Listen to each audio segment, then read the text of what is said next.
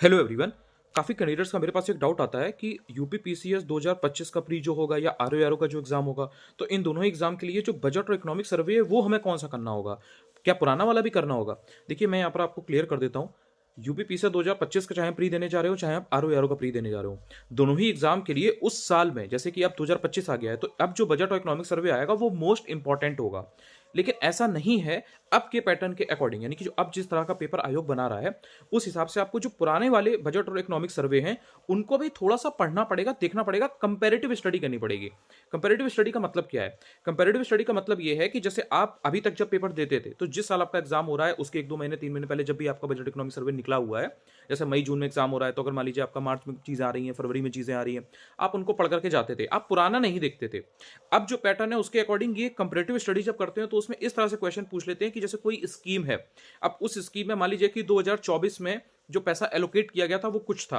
और जब 2025 में एलोकेट करने वाले हैं तो उन्होंने कुछ ज्यादा या कम किया, और वो सडन कम या ज्यादा किया, या जो ओवरऑल एफडीआई है वो कम या ज्यादा हो गई, जो जीएसटी का कलेक्शन है वो कम या ज्यादा हो गया, जो फिजिकल डेफिसिट है, जो रेवेन्यू डेफिसिट है वो सडनली कम या ज्यादा हो गया, या उसमें कुछ ऐसे चेंजेस हुए जो बहुत क्रूशियल थे। तो अब वो ये जानना चाहते हैं कैंडिडेट्स जो बैठ रहा है पेपर में, कि आप चीजों को सिर्फ रट रहे हो या समझ रहे हो, आपको अंडरस्टैंडिंग है कि नहीं, कि कोई स्कीम में पिछली बार अगर इतना पैसा एलोकेट किया गया था, किसी डिपार्टमेंट को इतना पैसा दिया गया था, लेकिन उस एक साल के दौरान उस पर्टिकुलर चीज पर, जैसे मान लीजिए कि इंफ्रास्ट्रक्चर पर ज्यादा फोकस किया गया, तो अगर इंफ्रास्ट्रक्चर पर ज्यादा पैसे खर्च किए गए, कोई हेल्थ डिपार्टमेंट में मान लीजिए कोई हेल्थ, जैसे कोविड आया था, तो कोविड के आने के बाद से जो हेल्थ डिपार्टमेंट है, जो हेल्थ मिनिस्ट्री है, उसने ज्यादा पैसे खर्च किए। इसी तरीके से मान लीजिए कि जैसे इस समय आपने देखा होगा जो शेयर मार्केट है, स्टॉक्स वगैरह है, ये बहुत डाउन चल रहा है, मामला मार्केट बहुत डाउन चल रहा है काफी महीनों से इवन। तो अब मान लीजिए कि उसके लेकर के एकदम से उसमें चीजें बूम करती हैं, बढ़िया होता है, कुछ चीजें एकदम से सडनली चेंज हो जाती हैं, तो ऑब्वियस है कि उससे रिलेटेड जो छोटी छोटी चीजें हैं ना, वो आपके एग्जाम में पूछी जा सकती हैं। तो अब जो पेपर है ना वो डायनेमिक हो रहा है।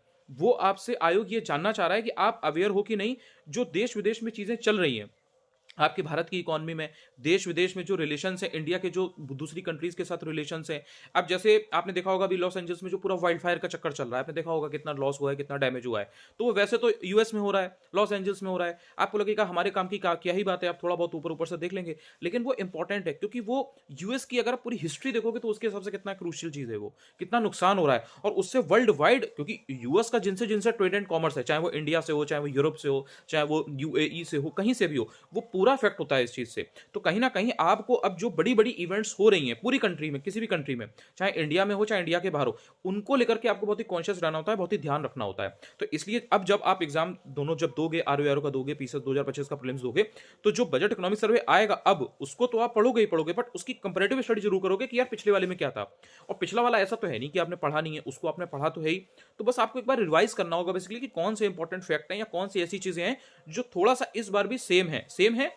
या उनसे रिलेटेड बात इस बार के बजट या इकोनॉमिक सर्वे में की गई है। अगर की गई है तो उसको थोड़ा जरूर देख लें कि यार इसका पिछले साल क्या रिकॉर्ड रहा था। वो बेसिकली आपसे ये जानना चाह रहे हैं कि चेंजेस क्या हुए हैं, या आप उनको लेकर के सिर्फ रटते हो, या आपको समझ भी है कि ये चीज ऐसे हुई है। जैसे जीएसटी कलेक्शन है, मान लीजिए कि 2024 में जो जीएसटी कलेक्शन है वो कभी भी 1.5 लाख या 1 लाख, 1 लाख के पार नहीं गया, ठीक है। जो 2025 आता है उसमें जनवरी फरवरी मार्च में ये 1.5 लाख चला जाता है, 2 लाख चला जाता है। तो अब वो आपसे ये जानना चाह रहे हैं कि भाई पिछली बार आपने पढ़ा है कि नहीं पढ़ा है, वो कंपैरेटिव स्टडी में दे देंगे, स्टेटमेंट बना के दे देंगे, और स्टेटमेंट बना के देने में बहुत उनके लिए आसान है और आपके लिए टफ हो जाता है, क्योंकि अगर आपको एग्जैक्ट नहीं पता है फैक्ट या कॉन्सेप्ट या जो चीज हुई है, तो कहीं ना कहीं आप उसमें गलत कर दोगे, आप उसमें ब्लफ खा जाओगे। तो इसलिए आपको ध्यान रखना है कि जो 2024 वाला है उसको थोड़ा थोड़ा समझ समझ के, ओवरऑल जो एक ओवरव्यू होता है उसको जरूर देख लेना। एक जनरल आइडिया होना चाहिए कि पिछले बार के बजट में ये चीजें हुई थी, इन इन चीजों में लमसम इतना चीजें चल रही थी, या ये जो इकोनॉमिक सर्वे है इसमें ये चीजें टारगेटेड थी, या ये चीजें हुई थी। इतना आपको एक ओवरऑल आइडिया होना चाहिए, हर चीज रटने की जरूरत नहीं है। धीरे धीरे जब आप पेपर पैटर्न अब आप देखोगे, जैसे आरओ का एग्जाम होगा, यूपीपीएससी एग्जाम होगा,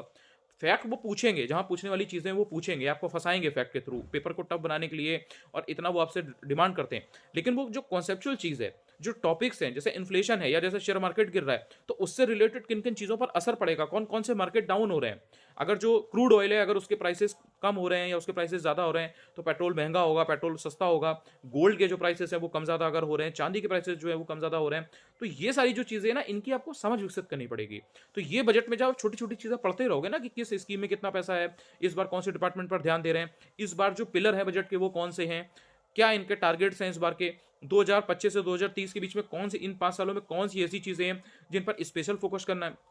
फोकस करना है। तो ये सारी चीजें जब आप समझ समझ के पढ़ेंगे ना, तो एक तो आपको याद ज्यादा होगा, और आप जब स्टेटमेंट की फॉर्म में क्वेश्चन आएंगे तो गलत नहीं करेंगे। तो इसलिए पढ़ने दोनों है, लेकिन तुलना करके, तुलनात्मक अध्ययन करना है। टेलीग्राम चैनल जरूर ज्वाइन कर लेना, अनुज चतुर्वेदी ऑफिशियल है। इंपॉर्टेंट पिक्स भेजता रहता हूँ, वहां पर भी भेजता रहूंगा, बजट रिलेटेड से रिलेटेड भी भेजता रहूंगा, जैसी सारी चीजें आएंगी, ठीक है, एकदम अपडेटेड। दूसरी चीज, यहाँ पर चैनल को सब्सक्राइब कर लोगे अगर आप यूट्यूब पर, तो ऐसे ही इन्फॉर्मेटिव वीडियोस और आपको छोटे छोटे डाउट्स जितने भी हैं उनके बारे में लगातार मैं बात करता रहूंगा। थैंक यू सो मच यार, पढ़ते रहो।